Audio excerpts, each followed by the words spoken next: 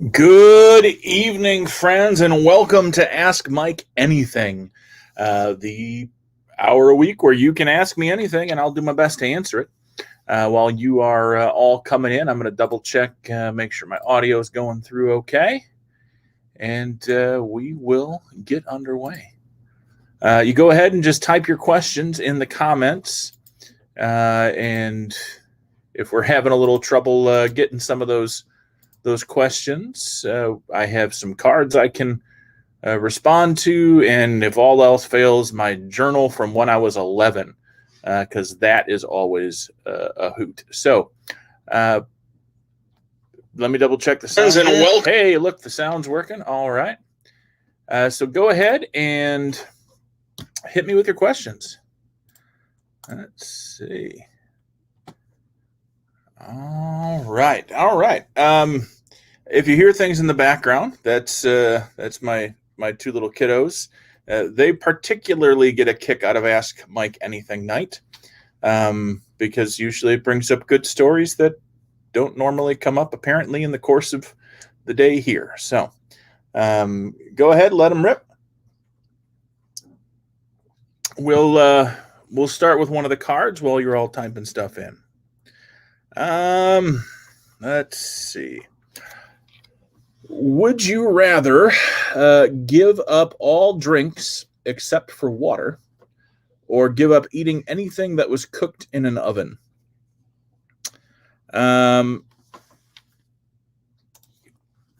Catherine Thompson, Katie, that's exactly how you do it, just like that. In YouTube, it should be there. I don't know what the deal is. Sorry. Anyway, would I rather give up all drinks except for water, or give up eating anything that was cooked in an oven? I would rather give up anything that was cooked in an oven, simply because that usually means it was baked, and I could save a ton of carbs if I stayed away from things that were baked. So, yeah. Let's see. I got a question from Lynn. Lynn wants to know how many times you have moved as a pastor. As a pastor, this move that's going to happen in June, which some of you may or may not be aware, Bree and I have been appointed to a couple of churches in Grand Rapids, and we will move there sometime in June to start those appointments July 1st. This will be our third move. We moved. Oscoda was Bree's first appointment. I served as a youth pastor in Tawas while we were there. Then we moved to Ypsilanti, and this will be our third move. So just one.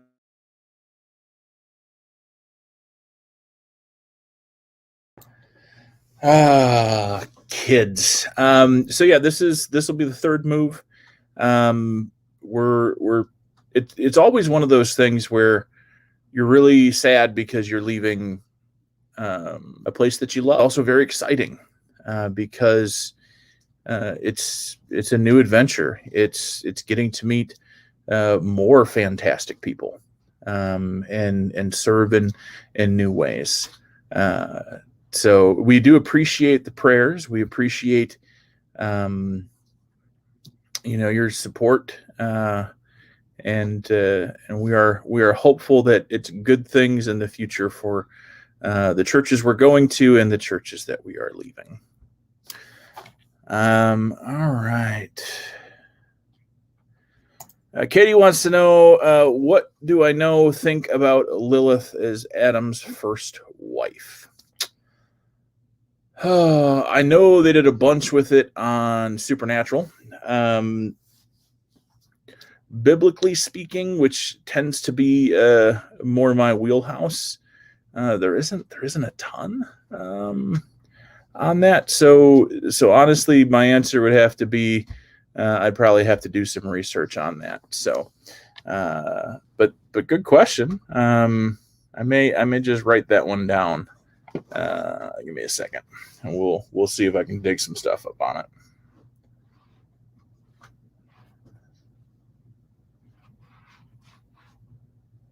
All right. Thank you for that. Okay. Robert wants to know, why do they announce you are moving without announcing your replacement? That's a good question. It has a lot to do with just the mechanics of all of it. So from what I understand, it starts out with people retiring, pastors retiring. They're retiring. Those churches are open, and are then the first to be filled, and that kind of sets off the cascade of movement. And new pastors are coming in, graduating from seminary, starting out, and so it's one of those. If they kept it all quiet right till the end, they wouldn't be able to do it. It wouldn't be able to happen. So yeah, so it's really just all the mechanics of it. It's in the process, and yeah, and I have never sat on the appointive cabinet. Probably never will, God willing, and yeah, but it is about mechanics. It's about retirements. Some retirements happen mid-year. Some pastors have to retire early for health reasons, and it just it makes moves interesting and difficult, and it's a lot to process too, right? So we announced yesterday about our move, and having time in between finding out your pastor's moving and who your new pastor is gives you time to mourn a little bit, maybe to grieve, to feel what you need to feel, and then build that anticipation of who's next. So there's probably a lot in there. What will I miss most about Ypsilanti? 100% the people. The people in Ypsilanti are some of the most amazing people I have had the privilege to meet. Very, for, a lot of people, most of the people I know and have at least, and even folks I've just met, have always been very focused on helping others. They see a need, and they step up, and they step up in ways that are just kind of out of the box thinking. We had some graffiti happen on the sound wall by our neighborhood here, and it wasn't the nicest thing, stuff to be spray painted, but the response from the neighborhood was, well, we can clean it up, and that's fine. Let's clean it up, but maybe what if we found an artist to do a mural, so that instead of just blank wall, we had beautiful art to look at, and just those kinds of things. I love, and I'm going to miss a lot with the folks here.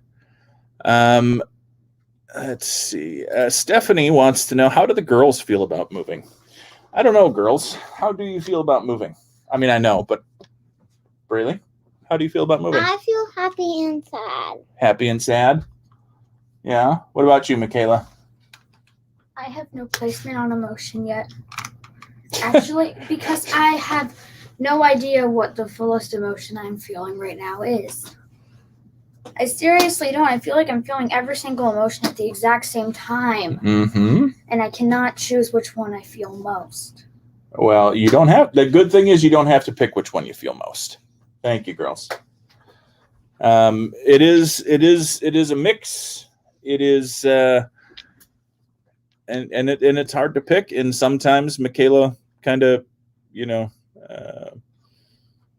what's the word I'm looking for? Projects. She projects her emotions onto the cats. So, how do I feel about Lilith on Frasier? She was a good character, I thought. Favorite color? Orange. Come on. That's an easy one. Should pastor selection be done like the NFL draft? No, it shouldn't. It is, as much as we joke sometimes amongst United Methodist clergy that the bishop and the cabinet are, playing darts. They have a dartboard with the state of Michigan on it, and they have darts with our faces on it, and they just throw in wherever it sticks. That's but that's not the case.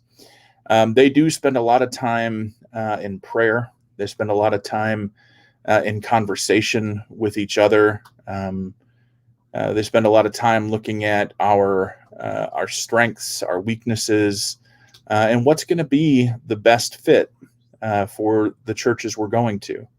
What the churches need, what's going to be, and honestly, what's going to be a good fit for us. When we meet with our district superintendents every year, we meet, and the question is always asked: what are things to consider if you were to be appointed somewhere else? For us, the big thing is always our kids. We want to make sure that they have good schools. We want to make sure there's stuff for them to do, and having diversity in our community is important to us. So, yeah. And I think Stephanie says, how why did they decide to move pastors that are in a set location? Okay. So in the United Methodist Church, when we sign on to be pastors, we knowingly sign on to an itinerant system. Simply means we don't decide where we live. We sign up and say if you give us these places to do ministry, these people to do ministry with, and we will go where you send us, where you think we are going to do the most good. And that happens every year. We go to annual conference, or this year we Zoomed on annual conference, but when the appointments were set, I always circle that my appointment is still in the same place and say, hey, you're stuck with me another year, because it is a year-to-year thing. And some bishops feel that longer appointments are better, and some that wherever the Spirit leads. Our first appointment up in Oscoda, we were there 8 years. We'll have been here 7 by the time it's all said and done. And really, it is a matter of need. So it could be. So the churches that we're going to, Grand Rapids Trinity and Grand Rapids St. Paul, their current pastors are retiring. And so when the bishop and the district superintendent sit down and they look at what those churches need, they look at the list of what those churches need to do effective ministry, what they need from pastoral leadership, and then they look at all of the candidates, essentially all of the clergy. Those may be coming in brand new to see if that might fit, or those that are serving in what they've been doing. And they discuss it and they pray about it, and then we get a phone call. The most anxious and nervous time in a United Methodist pastor's house is between January and like April, because that's the time when you see the phone ring and it's your district superintendent that you get really nervous. Because that usually means that you're going to be moving. Sometimes moves have to happen because it's not a good fit for that particular pastor and that particular congregation. That happens. The personalities clash, and you have to move. I have friends who I love dearly who moved like every year for 3 years, for one reason or another. Sometimes the church isn't exactly their paperwork isn't exactly accurate when it comes to what they need, or they think they need something, and so there are lots of reasons.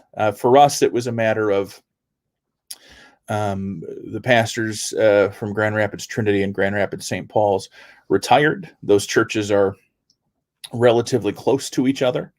And one of the things Bree and I always tell our DSs is that we don't want to live apart. We're not okay with that. So and the gifts that we have that those churches need lined up. And I have to tell you, Stephanie, there's sadness in my heart about leaving Ypsi and leaving our one of the best neighborhoods I've ever had the privilege of living in. But there's also a whole lot of excitement. So thank you for your question. And if you want to talk more, we can do that too. Outside of the Ask Me Anything. And as soon as the weather warms up, like as soon as the weather warms up, we're going to have the 6-foot driveway soirees starting back up. So, Matt, It's currently snowing and 14 degrees. My iPad wanted to help out. What is your favorite way to learn about a new community that you are going to serve? It's a good question. And so non-COVID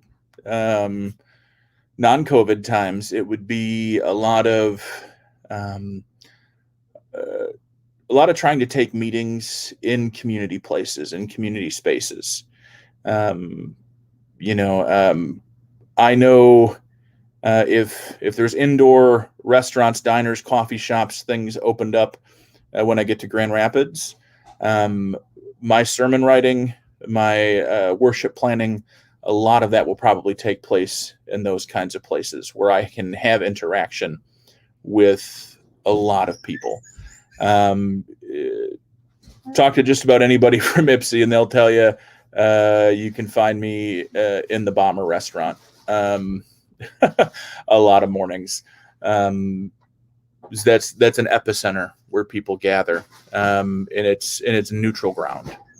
It's not coming into the church building that can be sometimes be a barrier for people. In COVID, it's going to be a learning experience. I guess we're going to have to figure some stuff out. Without the ability to like take a large group and let's go check out this place. It's going to be interesting. Probably, I would guess a lot of discussions with church people about what their favorite things are about the community, what the favorite things are about the church, what their favorite things are about where they live, why they choose to be there, that kind of thing. Let's see, Roxy, do they ever do pastor moves to different states, or are you pretty much moved around just one state? Typically, it is just one state, one conference. Pastors are technically, technically employed by the conference. That's kind of where you stay. You can petition. You can write to another conference and ask to be moved there. It's not. I don't know that it's done a whole lot. We have a few pastors from different conferences in Michigan, but sometimes it happens that you're part of a conference, you go to seminary, and then another conference recruits you while you're in seminary. That happens too. And sometimes it depends, if there's one conference that has a whole lot of pastors and not a lot of appointments available, bishops may open things up that way too. Yeah. Will I be commuting for Doubt on Tap? Probably not weekly. That is, I mean, that's a near and dear event to my heart. I will probably be franchising that in Grand Rapids. But the truth of the matter is, Michaela just got her braces. Actually, she still has to get her bottom braces in. I think. Or did she get them in? I think she might have got them in. I don't pay much attention to her mouth unless I'm, paying for braces. But anyway, she got her braces in. She's got time on that left, and we're going to be having to commute to get those checked out a little bit. So, yeah. David Weber wants to know, will I still be doing Ask Mike Anythings? Of course I will. The reality is that COVID has sparked some creativity. Some things are happening. Communities are being built in different ways. My hope is to be able to do Ask Mike Anything, to be able to do Fun with Faith, and still be able to have that kind of internet presence, but just doing it from Grand Rapids. Let's see. Roxy, do you think it'll be more difficult to settle in because of the pandemic? Do you think you will meet your congregation virtually before in person? That's a good question. Probably I'll meet a good deal of them virtually before in person, or at least a good deal of the leadership. When we were Detroit conference and West Michigan conference, when we did our move here, the rule was you don't have contact. If very, very minimal, if any, contact with the new church you're being appointed to. This time around, we were told, oh, all right, here's the outgoing pastor's email and cell phone. Try to attend meetings by Zoom if you can for different things. So you're transitioning throughout the whole time. And then when the new pastor is named for our congregations, then it'll be the same thing where there's communication and transitioning, so that they're not just hitting the ground day one with no clue about anything. So it may be a little more difficult, but I think we're up to the task. It is going to be tougher when for the kids, I think, especially if they're still doing Zoom school in the fall. So yeah. Lynn wants to know, have I seen the new church yet? Yes, I have, not in person. If you go to their website, you can Google it, Grand Rapids Trinity United Methodist Church. It's actually, they did some drone work. So you can see the drone flying around the outside of the building. And there's a nice video that talks about what the church is about. And has some nice drone footage of the sanctuary and things like that. So yeah, you can check that out. We found the old realtors listing for the parsonage. So we've been able to see the realtors pictures of it.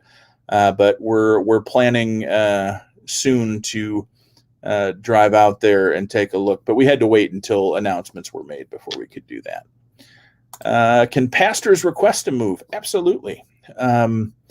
Sometimes there's a personality conflict with the pastor in the church that the church doesn't know about, and the pastor is having a hard time and doesn't want to hurt anybody's feelings. It's, personality conflicts is not really anybody's fault. So yeah, it happens.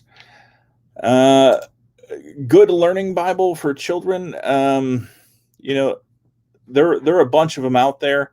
Probably, Braylee, can you get me yours or Michaela's Bible? One of the Bibles you guys use, because I can't remember the name of it off the top of my head. If she can find it, I'll get it for her. Otherwise, I'll send you a couple links, because there are a bunch out there. And I tell anybody, the best version of the Bible to to use as the one that you'll read. So we'll see what they come up with. Let's see. Oh, yep. We'll be checking out lots of that kind of stuff. Are you nervous about your new Grand Rapids friends, meeting your friends from the better side of the state? Dave, I am not. I'm fairly excited. I'm kind of hoping. Oh, there we go. So the ones, sorry, going back to Lynn's question a second. The one that our girls have is the NIV Adventure Bible. That's the one they use. So you can check that out. Thank you, Braley. But no, I'm not nervous. I think you'll all get along real well. Let's see. Katie, do you think when you finally meet people in person after seeing them in Zoom that you will be surprised by their height? Yes, and I think people will be surprised by mine. I've noticed just because I do a lot of recording for Sunday, I do in green screen.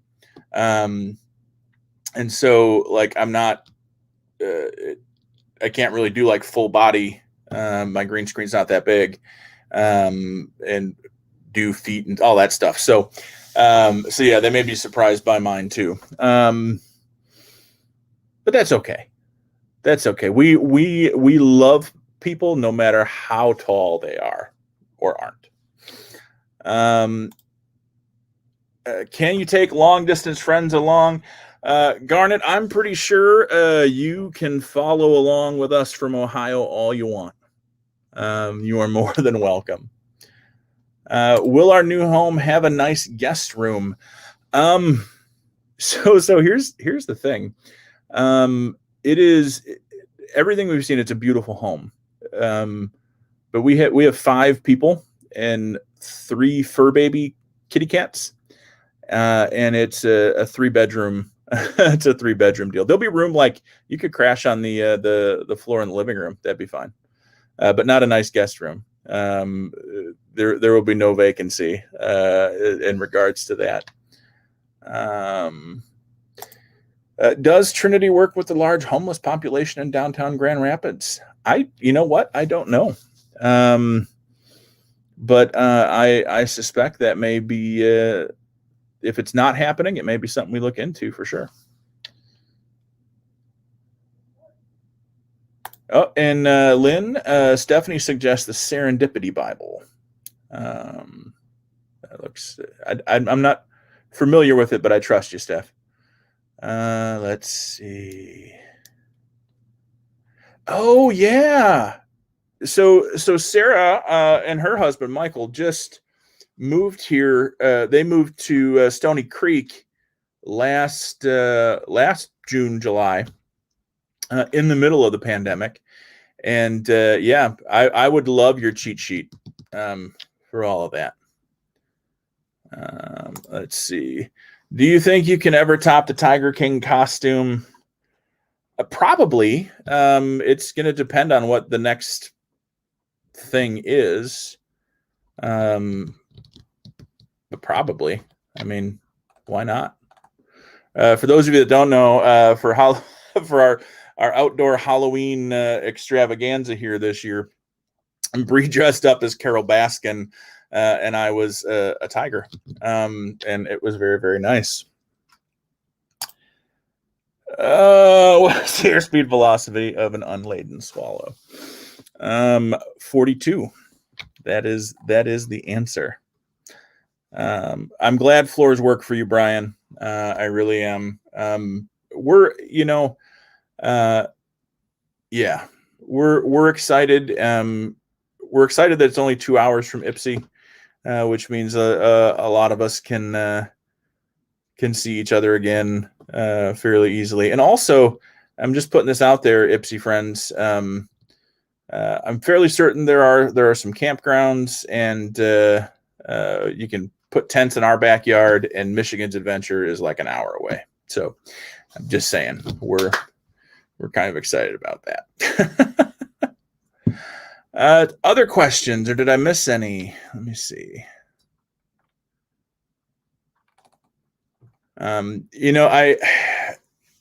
Dave, going back to, or maybe it was my dad, going back to the doubt on tap question.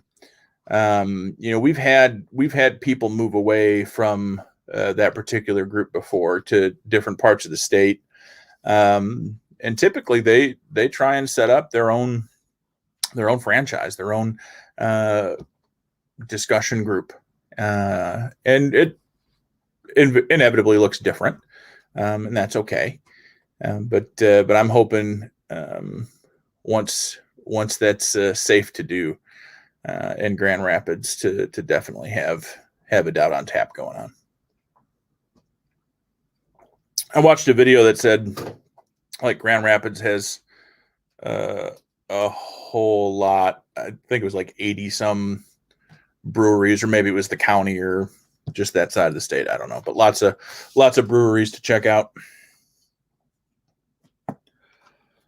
What other questions we got? I can go to another card. We got a couple here. Hey, Michaela, can you hand me the top 2 books right there? So one of the questions was, what book belongs on everyone's shelf? And I could say the Bible and that kind of thing, but the books that I keep on my desk in my professional office are Unhappy Secrets of the Christian Life and The Christian Secret of a Happy Life. They kind of create some cognitive dissonance there, and I like keeping those on my desk just because I think it's funny. So let's see, what do we got here? Matt, I anticipate that when we can do it safely, you will introduce me to some of those great breweries right near Trinity. That will be a good way to get to know the community.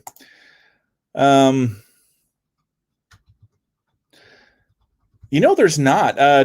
Katie asked during rock, paper, scissors, is there a standard gesture that I normally go for? No.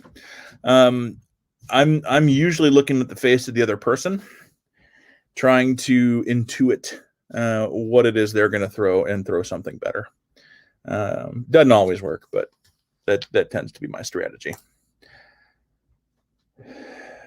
How many parishioners will Bree and I have compared to now? Well, we're going from a community with a population of about 20,000 to a community with a population of 200,000. That's not church members. That's the population of the area. So there's going to be more. There's going to be more. But that, I mean, the number of people attending or the number of people who are members, in my experience, doesn't necessarily speak to health and vitality in a church. I mean, those are good markers. But you can have a church with 12 people in it who are all committed to pulling in the right direction and in the same direction, and can do amazing things.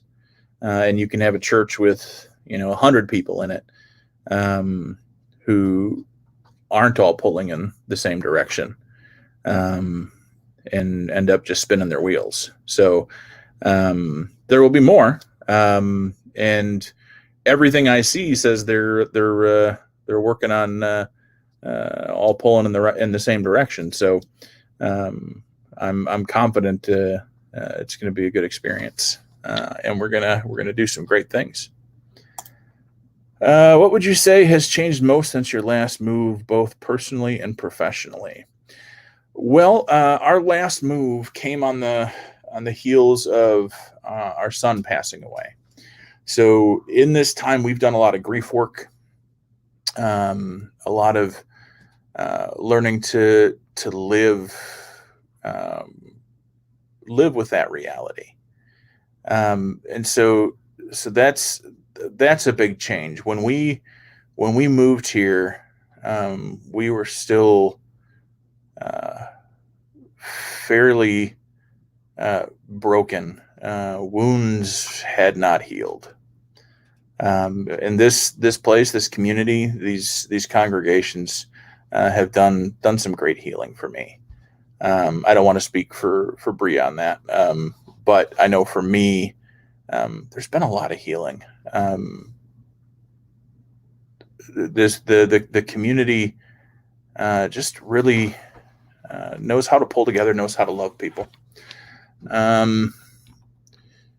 Let's see. Professionally, I've done more seminary since we've been here. I'm taking more classes now. Learned a lot of things, made mistakes, and figured things out. Probably if I could put my the one thing that I have really learned and I'm going to try to carry in to Trinity is really just to be almost more honest than I should.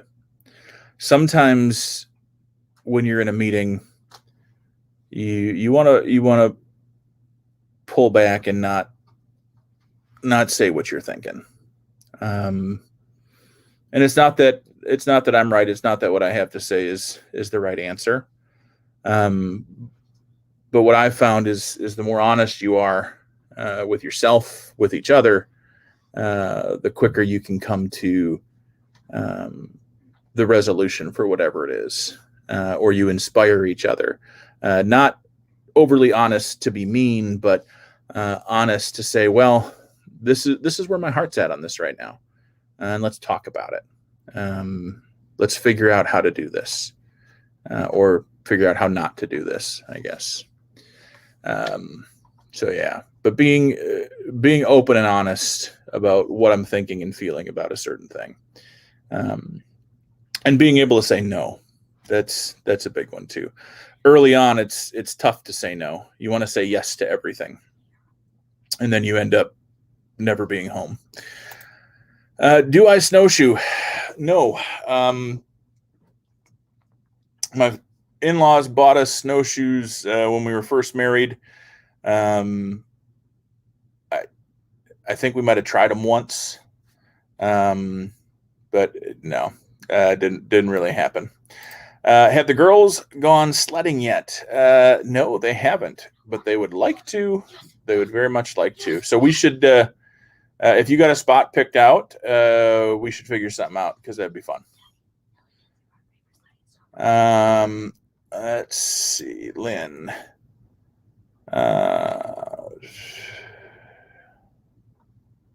All right, you tell her. Be great. Let's see, Dave. If Rob Bell could rob bells, how many bells would Rob Bell rob? 42. Come on.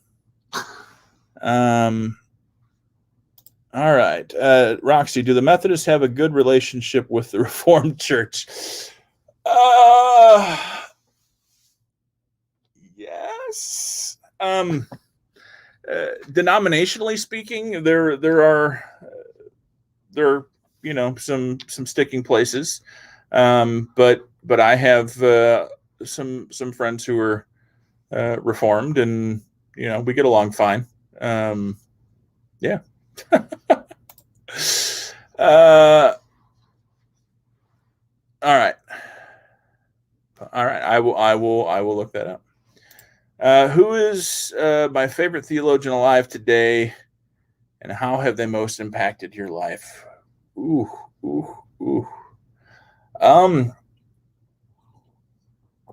I'll give you two. I'll give you three. Number one biggest impact is going to be Brian McLaren. He wrote a book called New Kind of Christian. It was a series of 3 books that really helped me out in a very tough and difficult space in my life. And then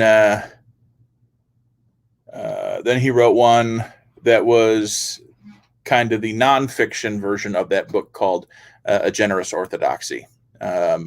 all of which I could not recommend enough. Next would be Richard Rohr. If you haven't read him, I highly recommend that. He is a Catholic priest, but is just phenomenal. The way he thinks through, the way he thinks about God, about humanity. It's very, very beautiful. And then Walter Brueggemann, who happens, I think he's a Reformed dude. I got a book right here. Let me check. Oh no, United Church of Christ. Anyway, Walter Brueggemann, love any and all of his stuff. And then Henry Nouwen. So that's 4. I gave you 4, Dave. You asked for 1, I gave you 4. But Henry Nouwen's not alive today, so he doesn't count. Favorite joke? I mean, 3 people walk into a bar, the 4th one ducks. I don't know. Yeah, I don't know. I like playing jokes on my kids. Those are fun. And I would give you examples of some, but the only ones I'm thinking of are ones I'm going to do. And at least one of my kids is sitting right here, so that's not going to happen. Robert says, I have a friend depressed over Ravi Zacharias report. What would you say to her?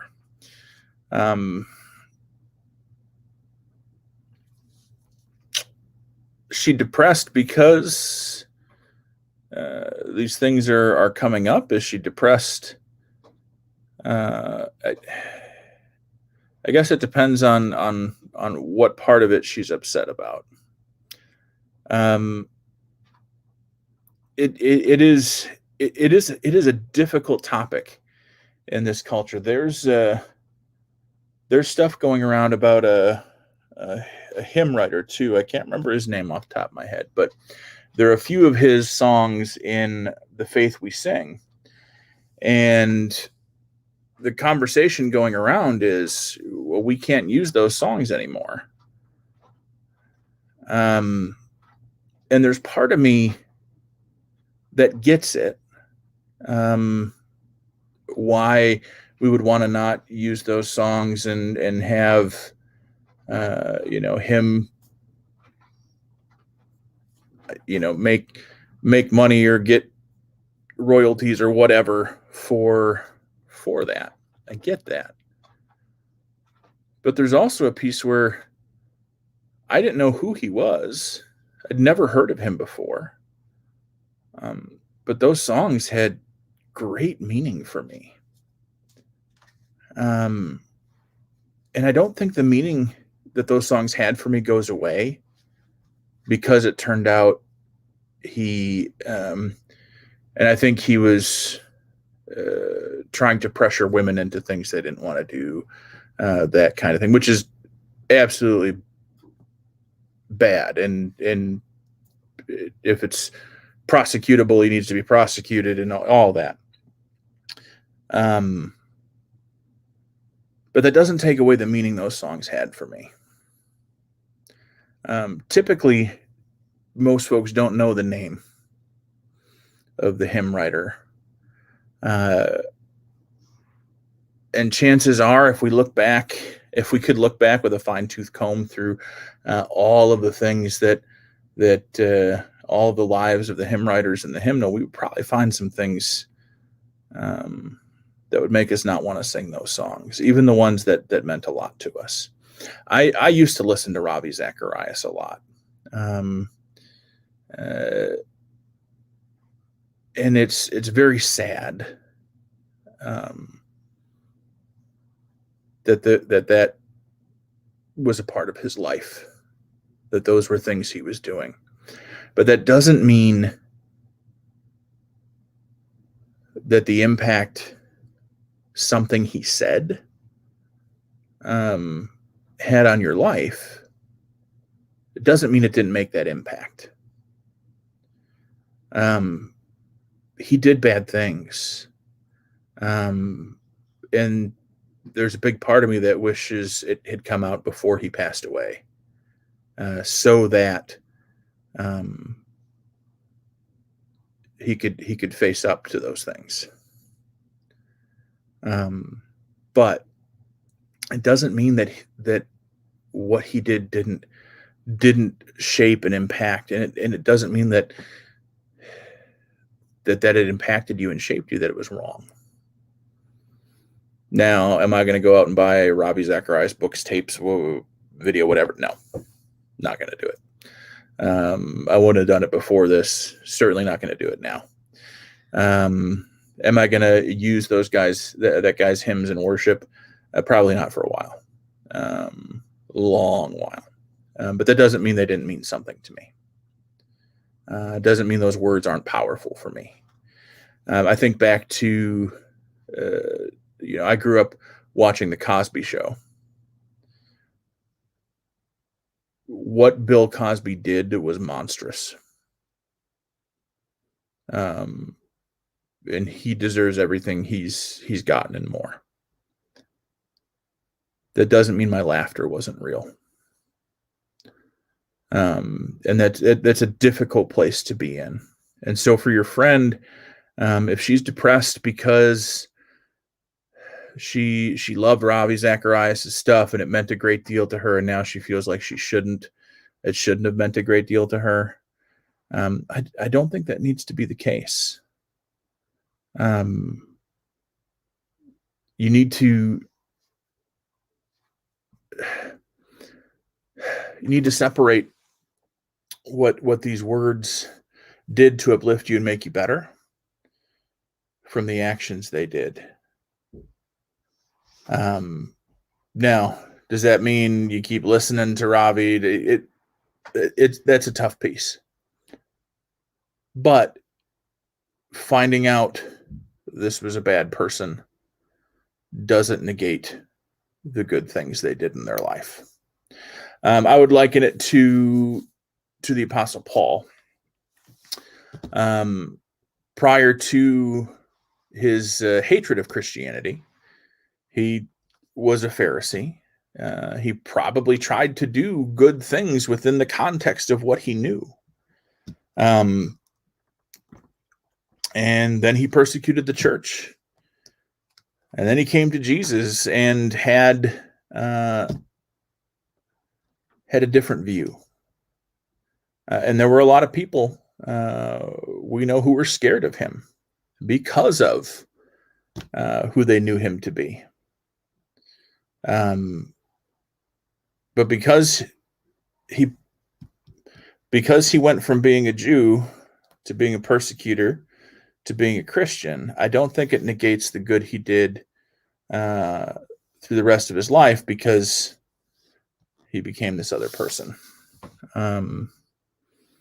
That's probably a bad analogy, but I just think there's more to it.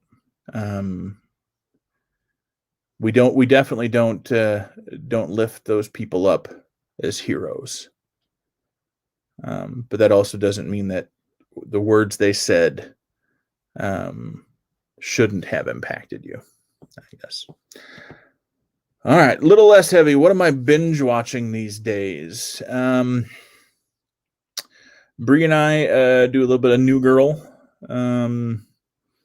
I've been going through a show called Ray Donovan. That's been kind of interesting.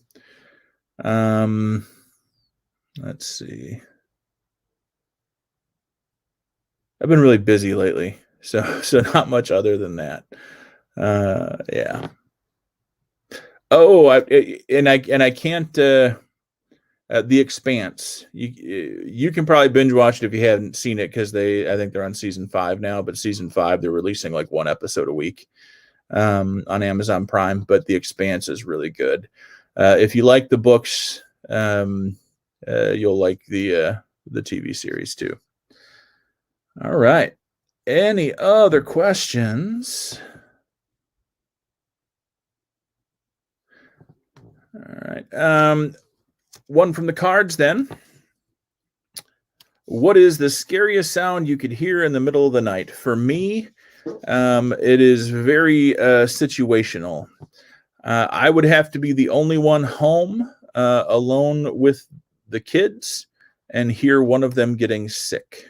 That scariest sound to me in the middle of the night. Don't like that at all. Let's see. All right. Why do I insist on answering his silly non-math questions with my math answer? 'Cause what am I binge eating these days? I don't know about binge eating. Not really binge eating anything. But my go-to breakfast these days has been two eggs over medium with some toast. Grandma Kathy has gotten quite proficient at making that while I'm making stuff happen on the computer. I've enjoyed that a lot. And Katie, you're right. 42 is always the answer. Other questions? I'm pretty sure Michaela is sitting here waiting for me to get to my journal. So I'm going to do the last card question here. Would you rather be able to record your thoughts or your dreams while you're asleep? I don't know that I want to be able to do either unless there was like a super easy way of indexing and asking or indexing and retrieving them. Because there's probably just a lot of junk up there that you don't want. Like if you were recording a lecture, right? In school, you're recording a lecture and you go back and you got to listen through everything that is not what you're going to take notes on. But I would probably go dreams. My thoughts, I tend to remember at some point, at least. My dreams, I hardly ever remember my dreams, and that drives me nuts. So, do the kids have any stories for us? Michaela, you got any stories you want to tell?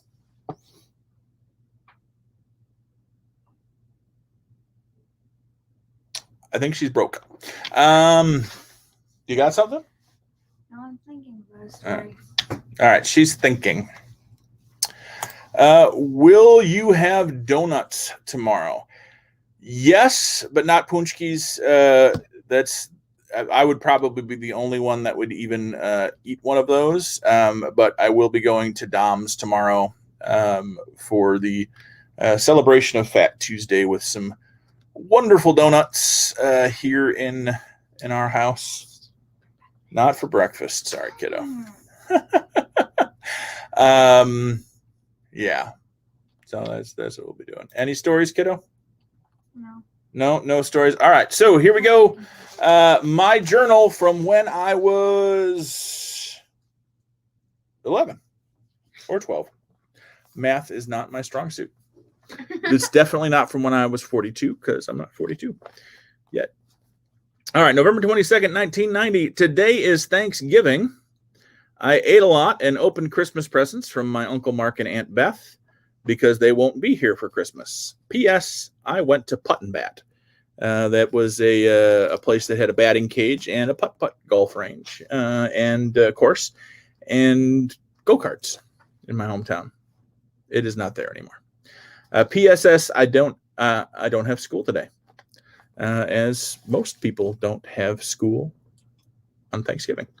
November 23rd, 1990, I went to the Boys and Girls Club and played Nintendo a lot. Not much happened, but I had fun. I went to my grandma's house and watched movies. November 24th, 1990, I slept at my grandma's house and watched more movies. I went to the Boys and Girls Club and played Nintendo. I had a lot of fun. November 25th, 1990, I went to 9:15 Mass and sang in the choir. It was fun. I went back to my grandma's to watch the Packers beat the Buccaneers by a score of 20-10. That didn't happen this year. I went home and read a book. Then I started to watch a movie and was sent to bed. P.S. My dad is mean. And that's really why I like reading this, because I know my dad's watching. My dad's an idiot. My dad's mean. November 26, 1990. I did not mean what I said in my last entry about my dad being mean. I went to school and then went to basketball practice and had no fun. Our coach made us run almost the whole practice. Thanks, coach. November 27th, 1990. Today I got my new membership card for the Boys and Girls Club. It has the rules on the back. I worked on my model at the Boys and Girls Club, and I will go there tomorrow. November 28th, 1990. I fixed my alarm clock, and it actually works. I went to the Boys and Girls Club and played Nintendo. I didn't do much else. P.S. I had fun, though. And November 29th, 1990, I went to basketball practice and had fun. I went to the Boys and Girls Club and worked on my USA 1 model. That was a monster truck, if you guys remember. USA 1 monster truck. And I almost finished it. P.S. Models are fun to do. All right. And we will save this next one for next week because it's a sad one. And I don't want to get into it right now.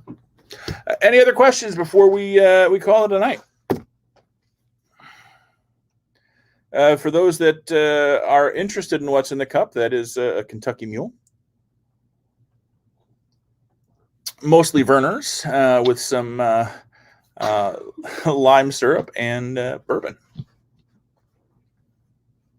All right.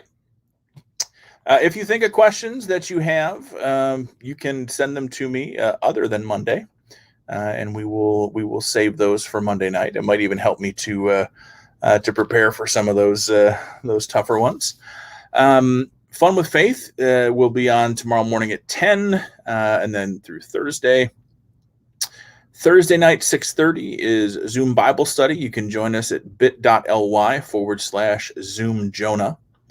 And then Worship Sunday, 11 o'clock with me, 9:30 with Bree, and we'll be glad to have you. No big announcements this week, at least that I know of. So that was last week. So, all right. Anything to add, Michaela? You know I'm going to put you on the spot if you're in here. Then why don't you say something? Sing a song. No? Okay. All right, friends. Have a great night. Remember, God loves you, and there's nothing anyone can do about it. See you next